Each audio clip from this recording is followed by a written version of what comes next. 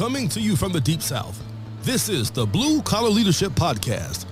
High-impact leadership is not reserved for leaders, and it has nothing to do with your position, title, or rank.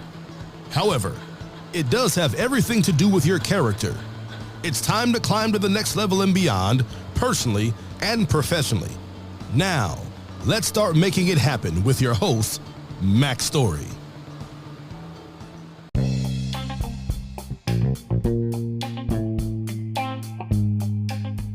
Before we get started with today's episode, I want to take a few moments and give you a preview of what you're about to hear and also direct you to some other series that I already have completed on my podcast. So you're about to listen to Blue Collar Kaizen, Leading Lean and Lean Teams. You're listening to a 30-part series on that. Today's episode is just one of 30. It's specific to lean leaders, lean managers, anyone who's leading teams of people through process improvement and continuous improvement projects, Six Sigma, those kind of things. It's not about the tools and the methods and all that. It's about how to lead teams of people. So any leader, anybody at any level can get value from this. But I just want you to know that's what this series is about. It's about that specific book. So hope you enjoy it.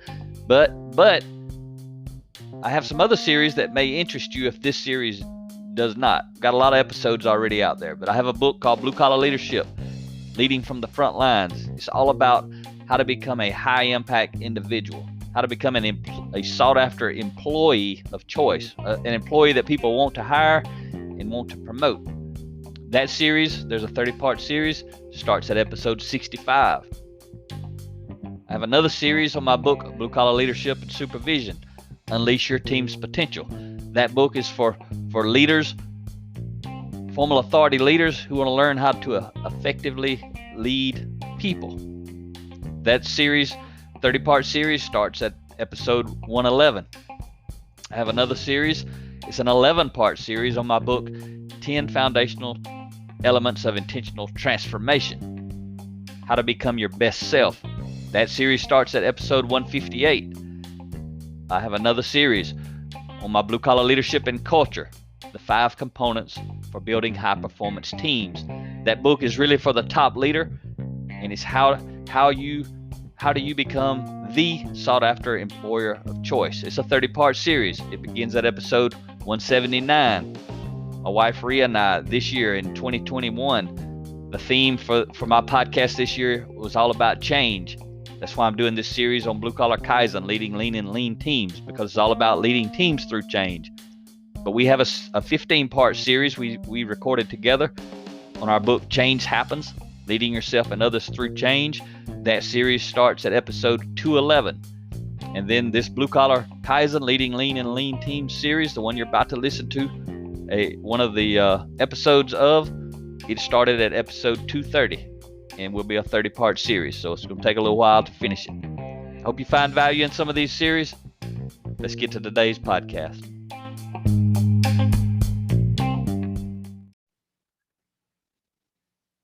Hello, everyone, and thanks for stopping by the Blue Collar Leadership Podcast today. Today, I'm going to talk to you about leading up. So I'm talking to you about Chapter 6 in my book, Blue Collar Kaizen, Leading Lean and Lean Teams. Again, I wrote this book for lean leaders, process improvement leaders, continuous improvement leaders, managers, those folks who are leading teams through process improvement. But again, I hope you stick with me. The principles I'll teach you and the stories I'll share apply to everyone, pretty much in any situation where you're working with other people. So Chapter 6 is titled Leading Up. The subtitle is Results Increase Influence Above. And that's the principle you need to take away from today. If you want to grow and develop your influence with your leaders, with your boss, I'm going to tell you how simple it is. All you got to do is get results. And I mean get results related to what they value, not necessarily what you value. Hopefully they're aligned, but it doesn't matter. If you get results that the leader doesn't value, you're not going to increase your influence with that leader. You're going to decrease your influence with that leader.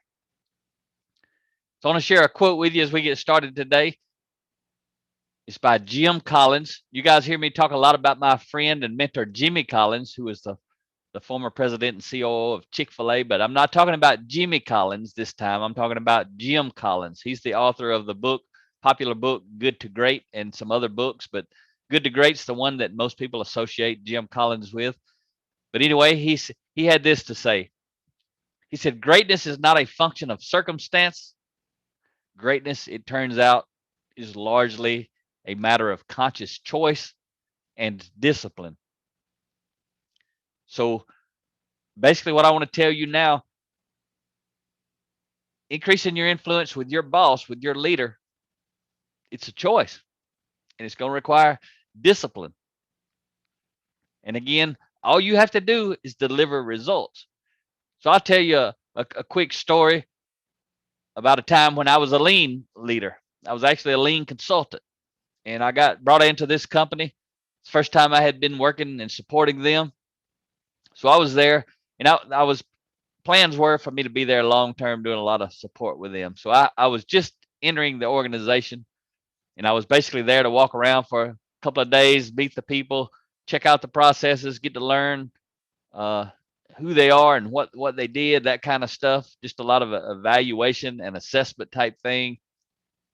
And pretty quick, I think it was the second day I was there, the plant manager come up and he needed some help at a different facility. One I had at that time, I hadn't been to it yet. And it was a plant, a small plant that worked on wood products. And they were kind of in crisis mode, and he wanted to know if I could help. I said, yeah, man, I can help.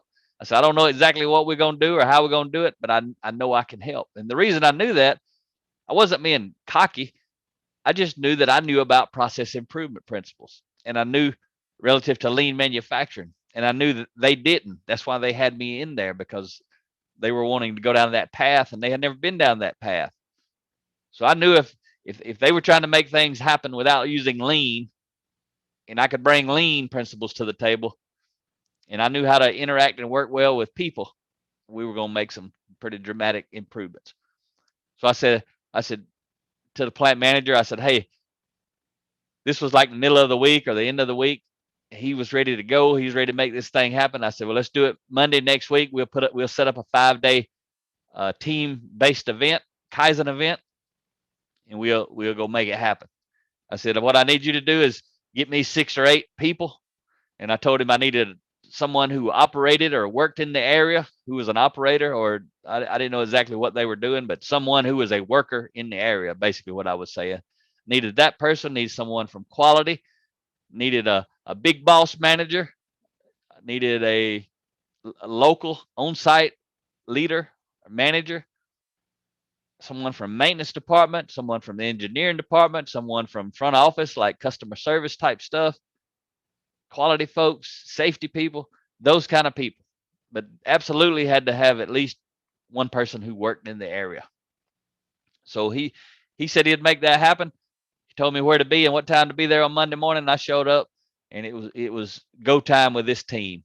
What I quickly found out was this team was very stressed. They had been working for weeks and weeks and weeks, long hours.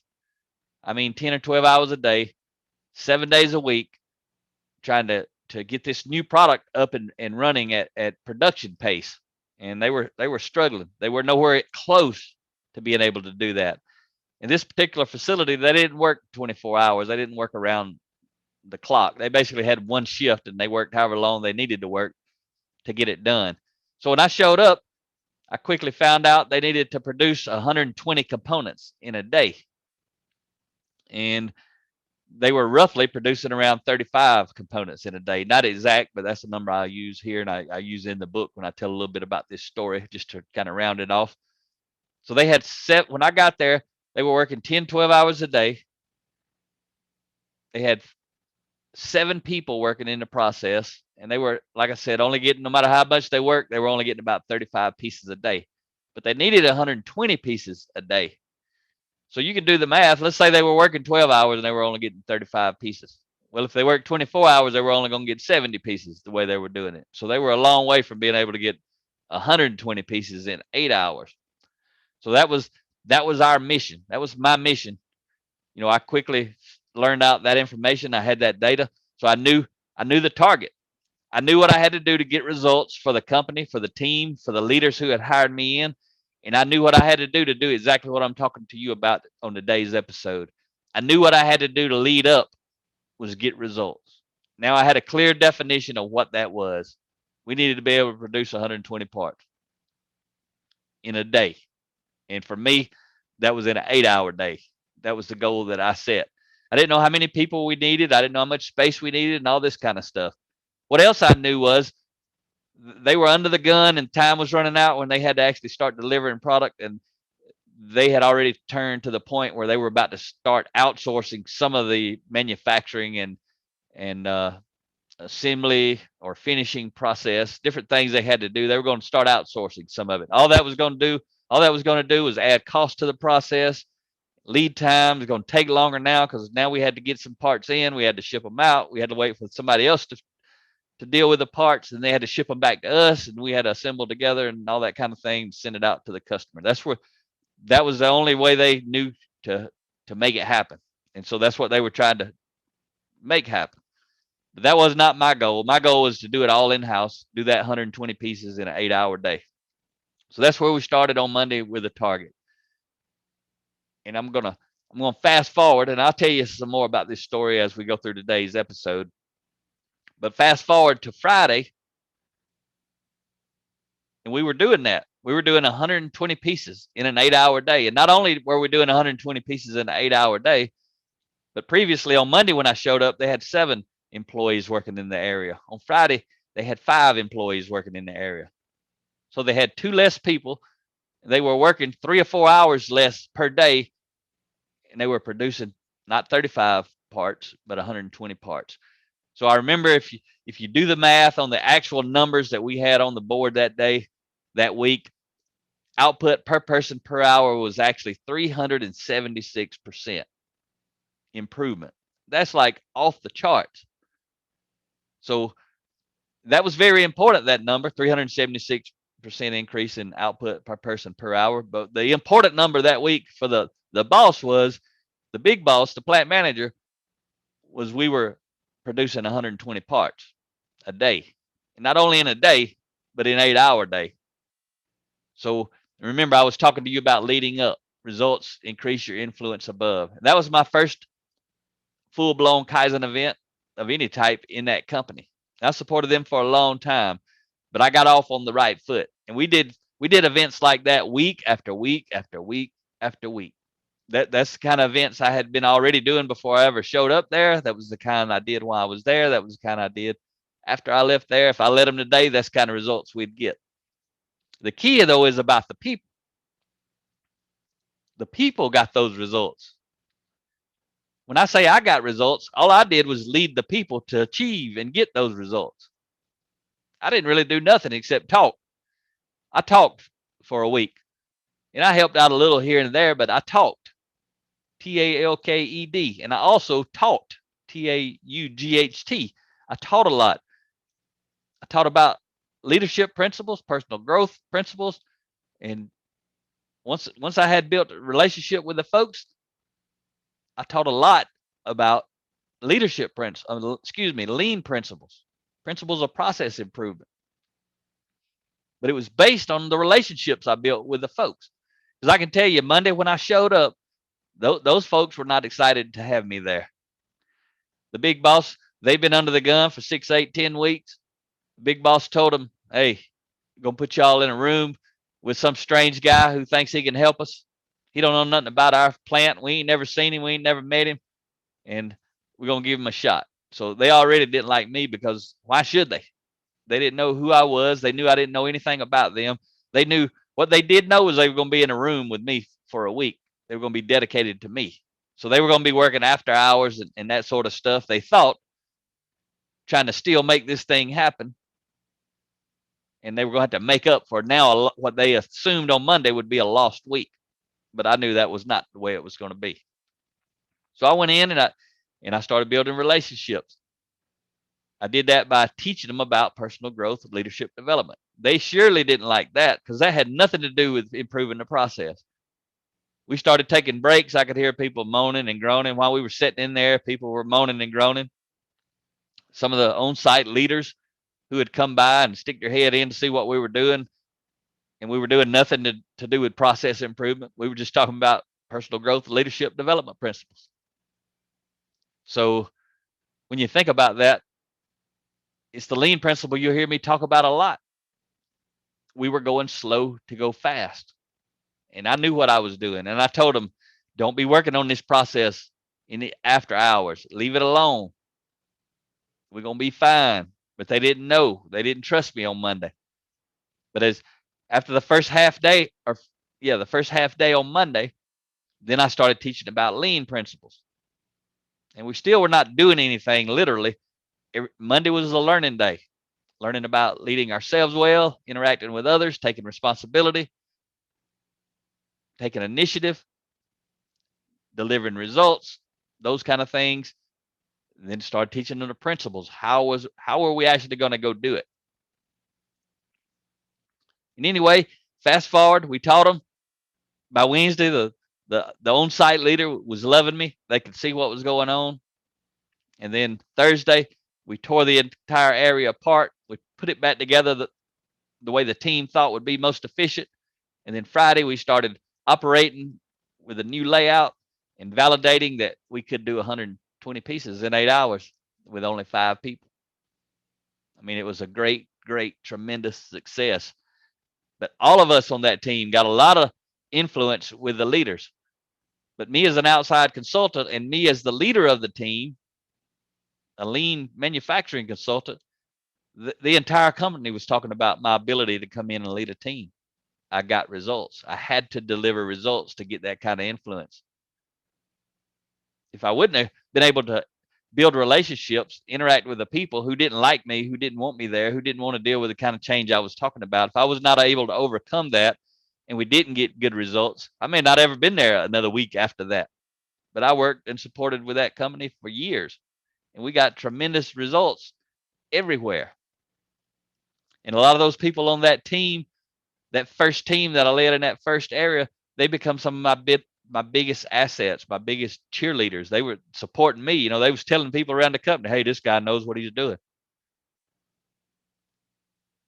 And all I was doing was leading the people. The people knew what they were doing. I unleashed the people's potential. As a lean leader, any kind of leader for that matter, but I'm talking about lean here, that's how you get results. You unleash the people's potential. So I want to talk to you about just some of the principles related to leading up, to getting results so you can increase your influence above. So you got to have discipline. Discipline is a choice. I'm going to talk to you right now about a lot of choices you got to make as a lean leader. You got to have discipline. One thing I mean is discipline to grow and develop yourself. You also got to have discipline to deliver the results the leader wants. And if you think there should be some other results, you got to have the character and the ability to influence those leaders to follow you. If they don't want to follow, well, you got to keep following them. That's how you get results. Another choice, self-control. When I went in there, the folks didn't like me. They were saying negative things about me sometimes. Sometimes to my face, literally. Some of them were cussing me in front of the team to my face. They didn't understand. They were stressed. They were not bad people. That's just the way it is when there's a lot of stress and a lot of pressure. And they don't know what they don't know. So I'm talking to you as a lean leader. You got to have discipline. You got to have self-control. Those are a choice. And again, you got to make a lot of choices to develop that within you sometimes. Some people have it. Some people don't. If you don't, you got to figure out how to get it. So doing more than required is also a choice. Helps you deliver amazing results. Remember, I said the top leader wanted 120 components, parts built per day. I made that happen. He didn't say anything about reducing the number of people or reducing the number of hours. When he first talked to me, he was in crisis mode. They were making 35 parts a day. They needed to make 120. So that's exactly what we did. But again, we did it better. We did more than was required. Right? We reduced 2 people out of the process. We didn't terminate them. They were working in some other area before they started working on this process. They just went back to that area. They were working a lot of overtime. You can imagine without doing lean, they had a lot of areas for opportunities for development. So they had plenty of places to go work.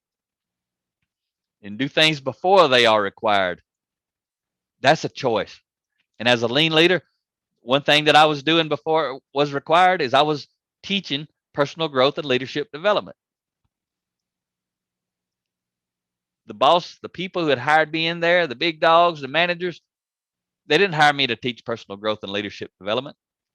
That was a choice that I made. I was responsible for leading that team. I got to decide, how are we going to deliver these results? How are we going to lead up? And that was one of the things that I did, always did it. One way to do things, but one way to build trust is do things before they are required. But again, that's a choice. And then doing things better than required is a choice. Another thing we did is reduce the floor space during this event tremendously. People were walking like 1,000 feet to make one part total. I mean, cumulative. When you add up everybody, those 7 people who were walking to begin with, if you added up how much they had to walk literally to make one part, it was 1,000 feet on Monday. On Friday, 5 people to make one part. Add up all of their time, they had to walk 60 feet. So not only did we do things more than was required, and we did things before they were required, we did things better than was required.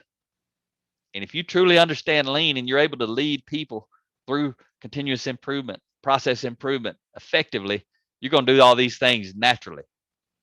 But again, I'm teaching you, breaking down these principles and components so you can separate them out of it, all the mass amount of stuff that you as a lean leader have to keep up with.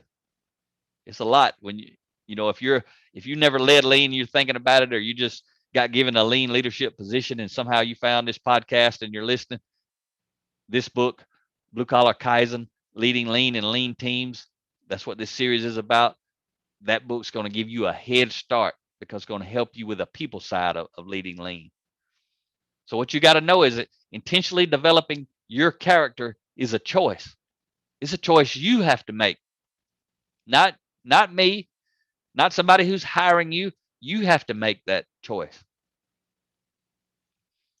So accepting responsibility for getting results of the situation, regardless of the situation or circumstance, is a choice. Again, accepting responsibility for getting results, regardless of the situation or circumstance, is a choice. And as a highly effective, high impact lean leader, that's a choice you have to make. Regardless of the situation, regardless of the circumstance, you're going to get results.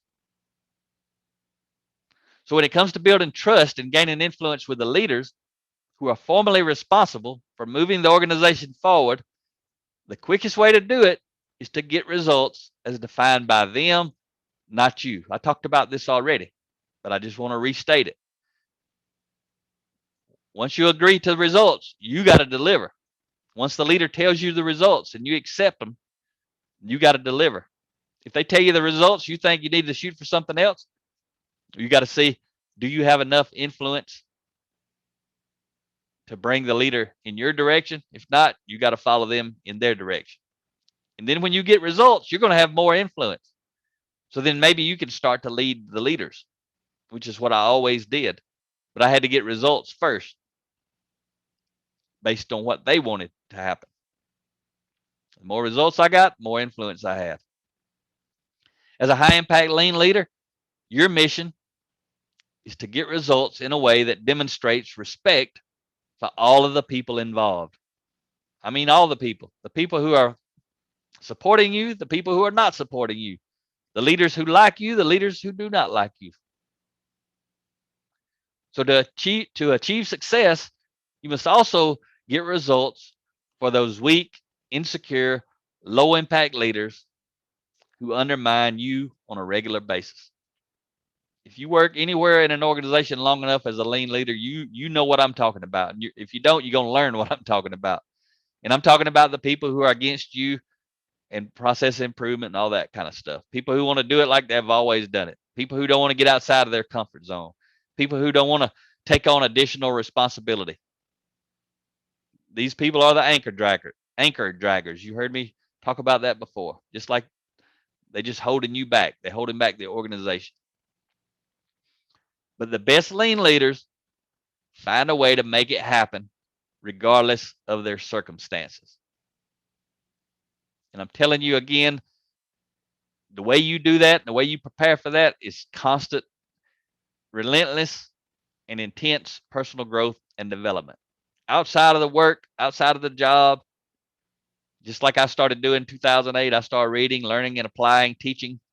And again, that's what this whole book's going to be about. If you listen to the whole series, you're going to get a full dose of what that means as a lean leader.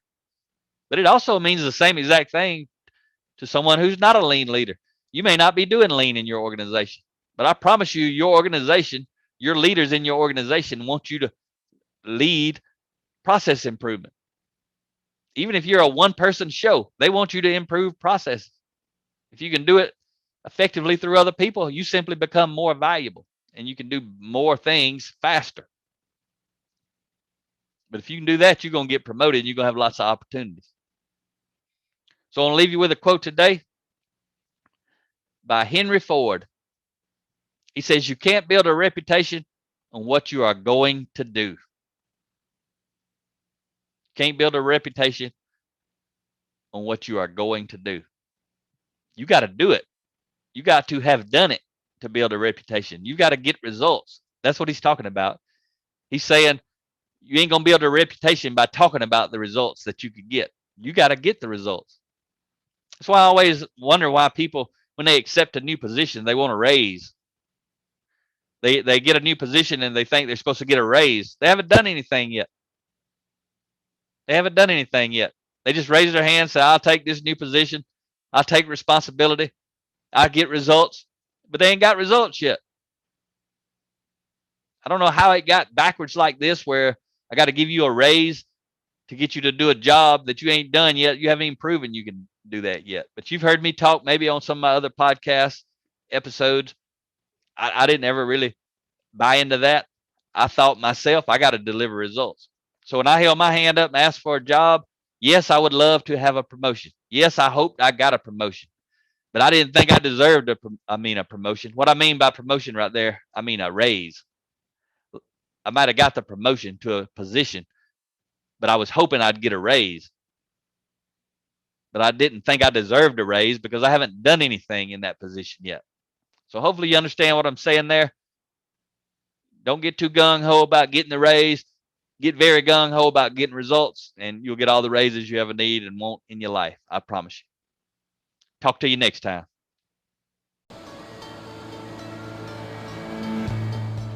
Make it happen or someone else will. It might as well be you. Are you serious about taking your career and your life to the next level and beyond? Check out Mac Story's Blue Collar Leadership series books and others, now available on audio, along with paperback and ebooks at Amazon, iTunes, and Audible. Please visit bluecollarleadership.com to learn about Mac's books, programs, special offers, certifications, and more. Thank you for listening to the Blue Collar Leadership Podcast.